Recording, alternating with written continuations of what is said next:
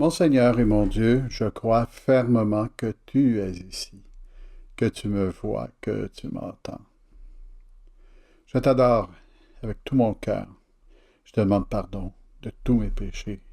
Je demande la grâce de faire comme il faut ce moment de prière. Je demande l'intercession de Saint Joseph et de la Vierge Marie. Il y a une semaine, nous avons connu dans la région de Montréal une panne d'électricité qui a compris environ 1 million de personnes qui étaient dans cette panne. C'était un moment épouvantable, juste avant Pâques. Et ça a duré comme 2 ou 3 jours, pour la plupart. Quelques-uns ont dû attendre 5 jours. Et c'était le résultat du froid et du vent. Le froid qui faisait geler la pluie qui tombait, et le vent qui cassait les branches avec le poids ajouté. Une idée intéressante à considérer, est-ce que nous voyons le vent? Et la réponse est non. On n'a jamais vu le vent. On le sent, on sent qu'il vient d'une direction ou d'une autre. On sait qu'il est chaud ou froid. On ne sait pas d'où il vient et où il va. C'est ce que le Seigneur nous dit dans l'Évangile. Tu entends sa voix, le vent, et tu ne sais pas d'où il vient et où il va. Jésus parlant à Nicodème. Le vent a des effets épouvantables dans quelquefois, mais aussi des effets qui sont très réjouissants. Une petite brise de vent en été, en fin d'après-midi, lorsque nous nous préparons à prendre un apéro ou quelque chose, ou lorsque nous savourons une bière devant le barbecue en arrière de la maison, on est très heureux. Ça fait du bien. Ah, finalement.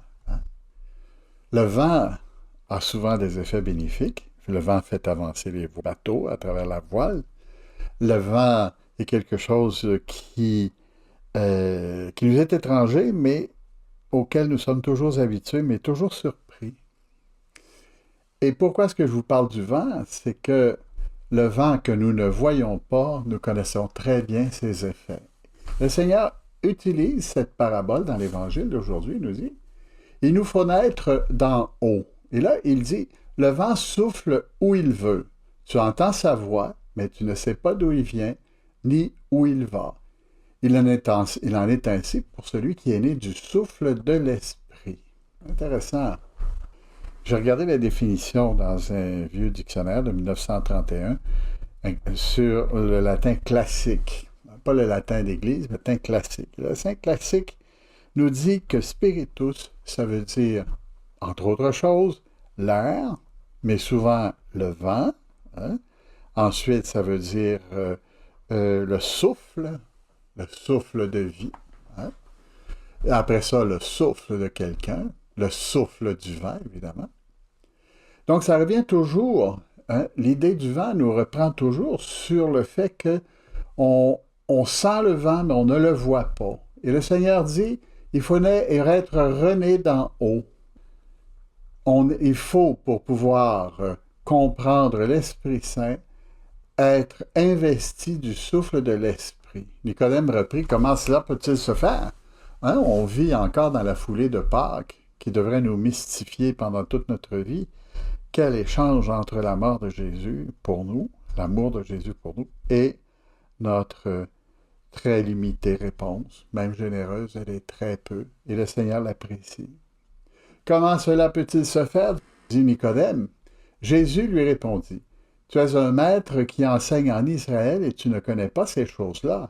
Amen, amen, je te le dis. Nous parlons de ce que nous savons, nous témoignons de ce que nous avons vu. Et vous ne recevez pas notre témoignage. Si vous ne croyez pas, lorsque je vous parle des choses de la terre, comment croirez-vous quand je vous parlerai des choses du ciel? Es-tu capable d'imaginer le vent pour une seconde? Ça va t'aider à comprendre que quand on est né de l'Esprit Saint à travers le baptême, qu'on devient comme des petits-enfants, alors à ce moment-là, c'est là que l'Esprit Saint agit en nous, qu'on voit ses effets, non pas du verglas qui interrompt le courant pour 1 million de personnes, mais des grandes grâces qui nous viennent de Dieu, une vie nouvelle, une nouvelle façon de voir. Hein? Il faut que le Fils de l'homme soit élevé, afin qu'en lui, tout homme qui croit ait la vie éternelle. Alors, le Seigneur parle, et on ne comprend pas trop, parce que c'est dit dans la logique de Nicodème, et en ce sens-là, c'est dit d'une façon hébraïque qui ne nous est pas très claire. Mais ce qu'il nous dit, c'est que le vent souffle où il veut. Tu entends sa voix, mais tu ne sais ni d'où il vient, ni où il va. L'Esprit Saint travaille dans toutes les âmes, la tienne, la mienne. On ne sait d'où ça vient, ni non plus où cela va. L'Esprit Saint. L'Esprit Saint, intéressant, hein? Quand on parle de l'Esprit Saint, on parle, dans le fond, à partir du dictionnaire dont je vous parlais tantôt, on parle du vent saint, du souffle saint. On pourrait dire que l'Esprit Saint, pour comprendre le langage de Jésus, le vent saint souffle comme il veut, et tu ne sais ni d'où il vient, ni où il va. C'est une belle idée du Seigneur qui nous dit, l'Esprit Saint est là, vous n'en avez pas toujours conscience, mais vous pouvez voir les fruits du Saint-Esprit. Il faut renaître de l'eau et de l'Esprit, dit le Seigneur, pour recevoir les fruits du Saint-Esprit. Mon frère, ma sœur, quels sont ces fruits du Saint-Esprit? C'est les fruits qu'on pourrait expliquer, disons, dans une conférence spirituelle, hein, de spiritualité. C'est les fruits de la sainteté. Ah, évidemment, toutes les vertus surnaturelles sont des fruits du Saint-Esprit. La sainteté elle-même est un fruit du Saint-Esprit. Mais toi, dans ta vie, pensez aux autres. Éviter une parole blessante, se retenir de faire du mal, essayer d'être équitable avec tout le monde. Ça dépend beaucoup du souffle de l'Esprit Saint en nous. Depuis qu'on a été baptisé, on voit les choses d'une manière tout à fait différente, même si on n'en a pas conscience, parce que la plupart, nous avons été baptisés tout petits.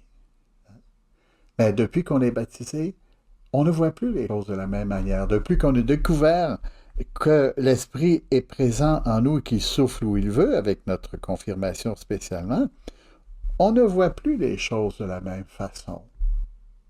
Et c'est normal, parce que le Saint-Esprit, qui est le don, donc le souffle qui est un don pour nous, le don de la vie spirituelle, donc le don de la foi, de l'espérance et de la charité, l'Esprit Saint, il nous inspire, il travaille en nous. On n'a pas toujours conscience, mais tu es là, Seigneur. Merci de ta présence, merci de ta proximité, merci de ton inspiration.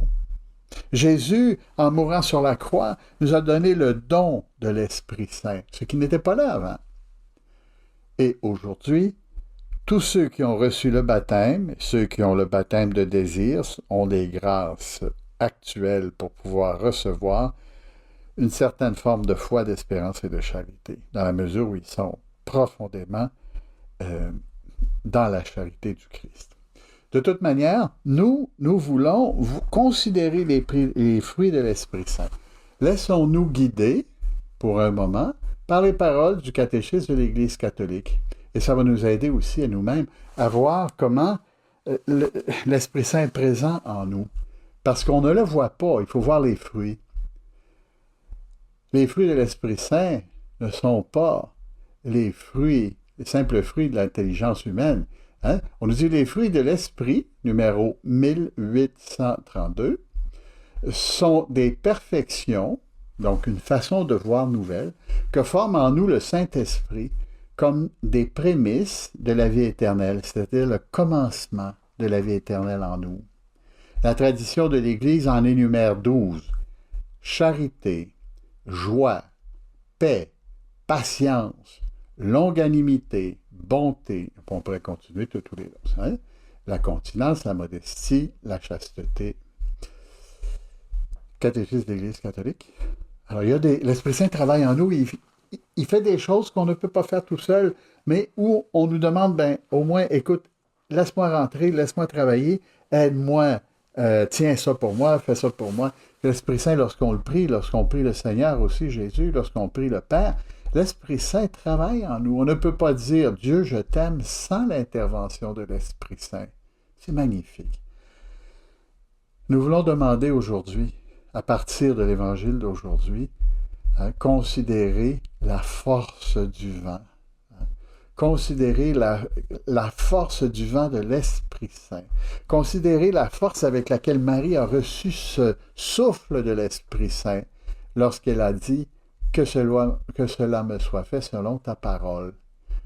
Le Seigneur est rentré en elle et avec le Seigneur, l'Esprit Saint qui y était déjà, a comme pris toute la place nécessaire pour qu'elle puisse réaliser ce qu'il fallait pour servir Jésus-Christ avant, pendant et après son apparition dans le monde. Aujourd'hui, c'est vers toi que nous nous tournons, Marie, en te demandant de nous aider à jouir consciemment et avec affection de tous les dons du Saint-Esprit, comme tu l'as fait. Amen.